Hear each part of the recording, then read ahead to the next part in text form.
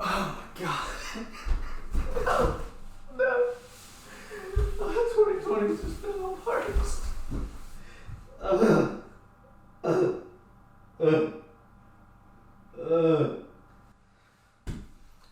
Our economy's in shambles. People are just anxious all the time. No one knows what's going to happen. You know, it's become so political, we don't know what information source to even listen to at this point, and it's just gotten ridiculous. So I don't know what we're going to do. COVID-19, I blow! Did y'all hear that? I blow! He just blowed it away. Who knew that some guy could just blow it away? I'll take it. I'll take it. We're saved.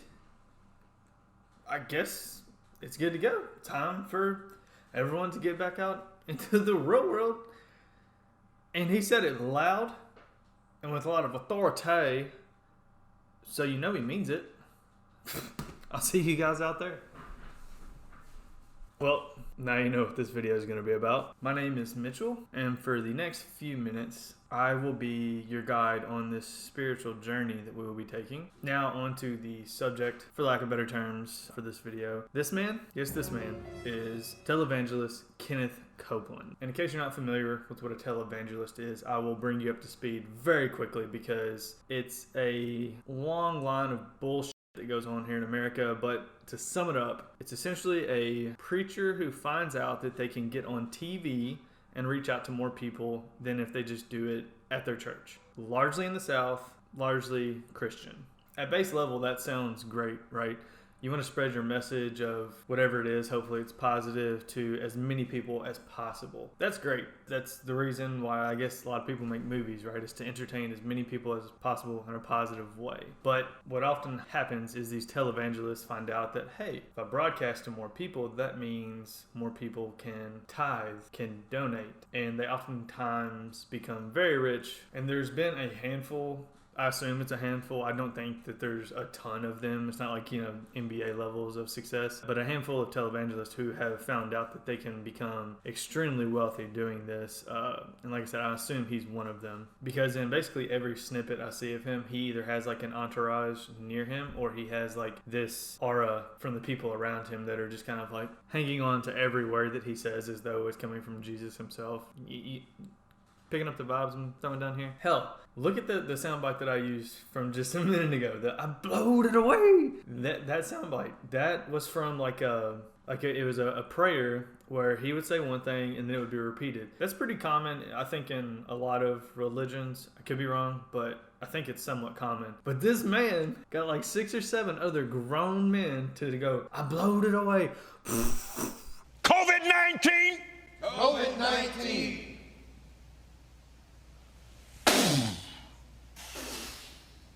I blow the wind of God. The wind of God. That's essentially the noise that like a 3-year-old would make whenever you try. I'd be like, all right, here's how you whistle. He got 6 grown men of good status within their church to do that. That's the status this man has in the church. I had basically forgotten about this senile, crazy old man because it's been years since he kind of rose up from wherever the hell that he stays and sprinkles in his little sound bites every now and again. But he came through for us a couple months ago or a month ago too. Don't know. Time is a continuum these days. He went on a show with another televangelist. I'm sure that's probably like all he's allowed to talk to. They were talking about tithing and offering. Surprise, surprise. But this is around the time when we didn't know what was going to happen. There was restaurants closing, gyms had been closed, and they were starting to close churches. And so, of course, he had to let you know what the right thing to do was because he knows what the right thing to do was. So he had to make sure that he let you know. And this goes about as you would figure it would go. The fear of, what are we going to do? I'm getting laid off at work. Hey, your job's not your source. If it is, you're in trouble. Jesus is your source. Whatever you do right now, don't you stop tithing. Don't you stop sowing offerings. Well, they won't let us go to church. Well, email it in there, text give or something, but you get your tithe in that church. If you have to go take it down there and drop it off and stick it under the door or something, you get that tithe in that church, you get that offering in that church, and then you go home and you do what we're supposed to do. And I mean, I have to say, I'm with him. Are you not? Never mind the tens of millions of people who have been left without jobs and facing financial uncertainty for the near to short-term future. You get that check, put it in that email, and you send it, and it'll get there. This old bastard. It just goes to show you that he has no concept of like anything, because he's just on such a pedestal and he has no fucking clue what the real world faces day to day. There's so many people that are literally struggling trying to figure out where their next meal is going to come from, and all this guy cares about is that you make sure you get your money to your church, which that's another problem in and of itself. If that's what you feel that you need to do with your money, by God, do it, but take care of yourself and your family first. That I think that he just spoke to me. Take care of your family first, okay? And let me just say this. A traditional tithe, I'm pretty sure... All right, we can look. I'm going to say 10%. I think it's 10%. And it's a tenth of the fruits of one labor. So, yeah, 10%. Yeah, 10%. Let's see what this old man's net worth is. Net worth, sorry. No.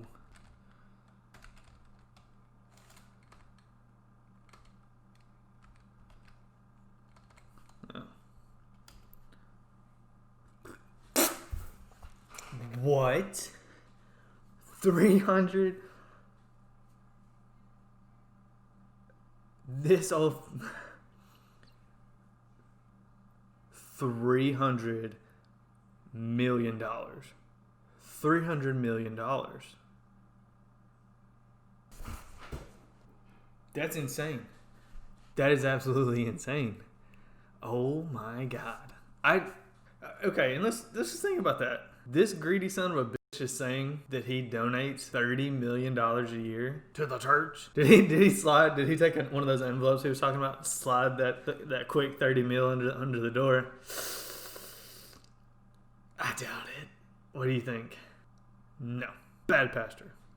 Bad pastor. So, speaking of this greedy bitch, I can't talk about him and not talk about why he was making his rounds on the internet the last time. And this is one of the most wild interviews I've ever seen to this day. To this day. On the internet. He either had just gotten off his private jet, or he was like about to get in a car that took him to his private jet. Either way, a PJ was involved, and he's about to get into a Cadillac Escalade. I'm sure it was the newest of the new, not paid for by the church. Definitely him. Duh. This reporter comes up to him. She's kind of running, and he stands in the doorway of the car, and she starts to ask him a handful of questions. And she essentially asked him about his private planes, and do you think it's okay for you to be flying around privately and it's funded by your church versus commercially? And this is what his answer was. The main reason is because of the need. If I flew commercial, I'd have to stop 65% of what I'm doing. That's really the main. And to that, all I have to say is, who the hell came up with that calculation? Who did that analysis that told you that you can do 65% of what you did? That just doesn't make any sense. Did y'all really break down layover times of flights that you would have had to have taken had you not had your expensive private jet or your private jets? Sorry. And then piece it together and be 65%. If you'd have said 67.3, then that would have been much more convincing. But you said 65, which leads me to believe that the number is probably a lot lower. But then they're like, well, it's got to be above 50. And he's just like, you said 65, right? Yeah, we'll go with that number. It's that is not even a thing. Then the interview gets bad quickly. In her asking about the private planes, he was actually on another talk show with another televangelist. It just seems like he's never not on one, right? He's like a freaking Kardashian, but for the church. He was on the talk show, and he's talking to the guy, and they both have private planes, and so they're justifying why they have private planes. And I'm going to show you the first guys first, because it's just so rich. It's just so much bullshit that you can't make it up. Brother Copeland, I was flying home from a meeting, and I had come out of a glorious meeting. I was spiritually high. I said, people were saved, touched, and blessed. got in the plane that God so graciously gave us. As I was going home, the Lord, real quickly, he said, Jesse, do you like your plane? Now, you know, I thought that's an odd statement. I said, well, certainly, Lord. He said, do you really like it? And I thought, well, yes, Lord. And isn't that funny? He's just like, I said, God, why do you want me to have this plane? He said, don't you think you need it? Well, what does that mean, God? You need it. You see, you were just called. You need it. And it's just like, I'm just like, Jesus. Jesus? Private jet? Little PJ? Yes. Yes. Did you hear that? He said yes. He said yes, guys. Let me go see.